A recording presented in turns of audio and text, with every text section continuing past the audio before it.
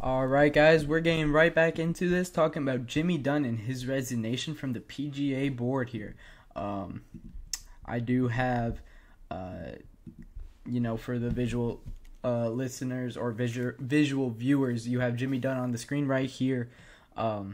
He was the one behind the PGA and Live merger talks. He was brought in 2023, and he was brought in really to kind of save face. The PGA Tour was kind of sinking a little bit, and then his idea of kind of saving face was to get these talks underway, and nothing has been really made of it. This is his letter that he posted this morning. Dear fellow directors, after a great deal of thought about my role on the PGA Tour Policy Board, I have decided that it's time to step down accordingly. I am resigning effective immediately. When I arrived on the board in January 2023, everybody involved with the game was concerned about the fundamental threat of live golf. They were successfully luring away some of our top players, including several major champions. It was clear that the fracture would greatly damage our game and the tour. On top of that, the tour was engaged in burdensome litigation that was expensive, unwelcome, and uncertain. As directed by Commissioner Monahan, I engaged Liv's majority owner, the Public Investment Fund, to see if we could end the lawsuits and reunify the game. Importantly, we were able to come to an agreement in which the lawsuits were dismissed with prejudice, and path was created for the tour to remain in control of professional golf. Since there was no exclusivity clause, the players had a full range of options to seek outside investors that resulted in a multi-billion-dollar commitment from the Strategic Sports Group. I believe that history will look favorably on this outcome and the very real opportunities now afforded the tour. Kind of breaking down what that paragraph means, he was brought in basically to save Commissioner Monahan, who was drowning in a lot of legal hassle. He was drowning in a bunch of major players leaving for the Live Golf Tour in 2023. That's when we saw Jon Rahm leave. But before that, it was Brooks Koepka, Bryce DeChambeau. It was Phil Mickelson leaving for the Live Tour. It was there's Dustin Johnson, who is a perennial winner, major champion. And, when all of these guys left, most of these guys in like 2020, 2021, it was kind of a bit further ado. They're getting a lot of money. It's fine. But, you saw Jon Rahm leave last year, and, you see them coming after guys like Rory McIlroy. There was speculation about $700 million was offered to Rory McIlroy. Nobody really, it's not really believed that that's real, that figure was true. But I wouldn't doubt that they did come at Rory and offered him around $250-300 million. One of the biggest names in golf.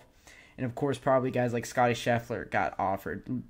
Victor Hovland probably has an offer over there. Jordan Spieth, Justin Thomas, they both mentioned that they've been offered a lot of money to go over there.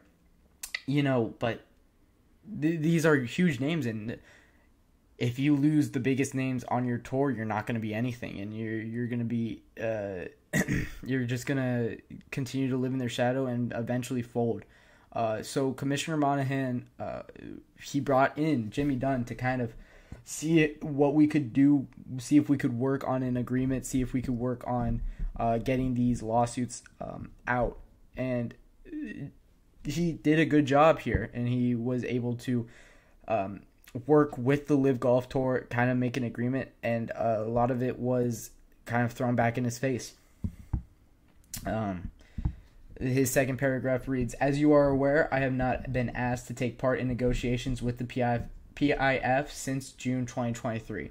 Of course, this was Monahan returning, trying to save face. On the other side, a lot of people looked unfavorably on this decision of Monahan to kind of have Jimmy Dunne talk to the Live Golf Tour. Everybody thought, these guys made their decision, let them live in Saudi, we're going to live in America. We're not going to really, we don't want a merger. That it's just going to be gross. And, of course, players weren't told about this decision. It was a shock last year. Very well documented that it was a shock in the golf world when, news broke that they were trying to talk with the LIV Golf Tour. So he was told in June 2023 to stop talking to the LIV Golf Tour. During my testimony at the Senate hearing, I said it was my intention to cast my vote alongside the players' directors if a final agreement was reached with the PIF. Since the players now outnumber the independent directors on the board and no meaningful progress has been made towards a transaction with the PIF, I feel like my vote and my role is utterly superfluous. It is crucial for the board to avoid letting yesterday's differences interfere with today's decisions, especially when they influence future opportunities for the tour. Unifying professional golf is paramount to restoring fan interest and repairing wounds left from a fractured game. I have tried my best to move all minds in that direction. This letter really reads as I was hired to do a job, and then everybody told me that what I'm doing is bad for the game and I shouldn't be doing it. And once he was told to stop doing it, he was kind of looking around like, what's my job here? What am I doing? What's my point for being on this board? So this is why he resigns. I want to express my sincere gratitude to all the directors that I have served with over the past year and a half. Thank you all for your hard work and dedication during a challenging period. I want to know that no one will be pulling harder for your success than me. Golf has given much more to me than I could ever give back, and for that I always will be grateful. Sincerely, Jimmy Dunne. It's kind of weird here. It's been so when all this news broke in 2023 last year about the potential merger and the talks that really surprised a lot of the golf world that didn't really know that this was even happening and were shocked that this was happening. They thought that we're still kind of moving towards a unification of the two tours. What me as a fan, and I'm gonna be just speaking on as a fan of golf here, and what I would like to see, I love it when you have these fields of just superstars in it. When we're getting into the PGA Championship, this is what's lacking in the signature events, and this is what's lacking in just regular events on the tour. You don't have these amazing golfers. Every week, you have a list of 5 golfers that can win a tournament, and then you have a list of like 10 golfers that could be like top 50 or make the cut or be top 20. When in like 2019 and 2018, when you had Brooks Koepka, Dustin Johnson, Bryce DeChambeau, and then throw in, you also have Jon Rahm, Rory McIlroy, Phil Mickelson. I mean, all these guys really fighting every day, day in and day out for any tournament win. It was very hard, but now you're just seeing like Rory McIlroy winning 2 in a row. Not surprised. Scottie Scheffler winning 4 of his last 5 starts. Yeah, I mean, who's he competing with? I mean, not to put any like hatred on the players on the tour, as all of them are amazing golfers, better than I could ever be. But it's not surprising to see these guys win a week in, week out, because these fields are kind of weak. You have, Rory McIlroy and Xander Schauffele were amazing, but then you have Byung-Han An, and then you have Sung Jae Im, and then you have Jason Day are the next ones behind at 9, 6, 6 under, and then like only 10 guys finish 3 under or better in the Wells Fargo Championship. I would have loved to see, and I remember the days when you have, and this is a little bit reminiscatory here, I miss the days where you have like 10 guys coming into the final day, like this guy can make a three-hole surge and he's number 1 all of a sudden, When you have so many guys competing, it's so interesting, and you tune in on these Sundays and you're watching until the 18th hole. This Wells Fargo Championship was over on 10.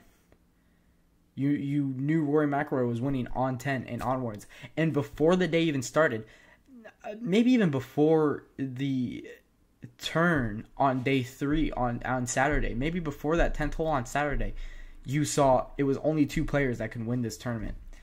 it's a little bit unfortunate and a little bit sad for the tour. And, I would love to see a day where these two tours do merger again, and I do see star-studded fields every day.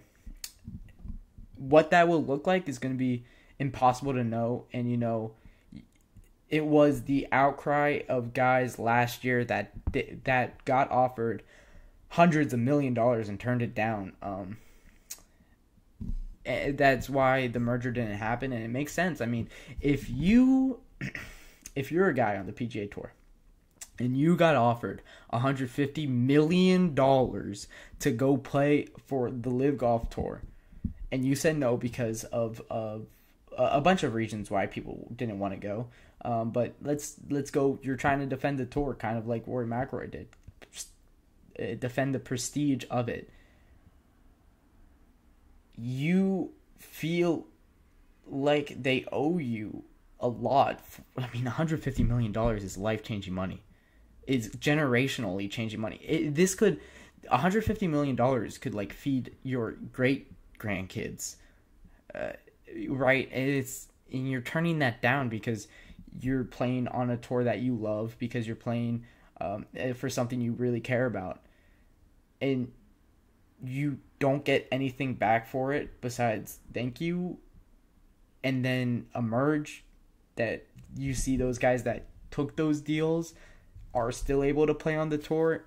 It's hard, and it's hard because you want to see that merger, but it's hard because right now there's just no feasible way. And I know this is a conversation that we're gonna have for years, because I think it's going to take a very long time to iron out the details here, and it maybe never happen, and it might be just the Live Tour saying, this isn't profitable enough, we have to go away to get that merger back, or to get that unification back in golf.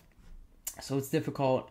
It's been a touchy subject in golf since the Live Golf Tour really became a thing, and this is why a lot of people didn't like it. But with that being said, we're going to get into our fourth segment after our third break of the evening. We'll be talking about who is the players that are playing the best golf going into the PGA Championship and the second major of this year.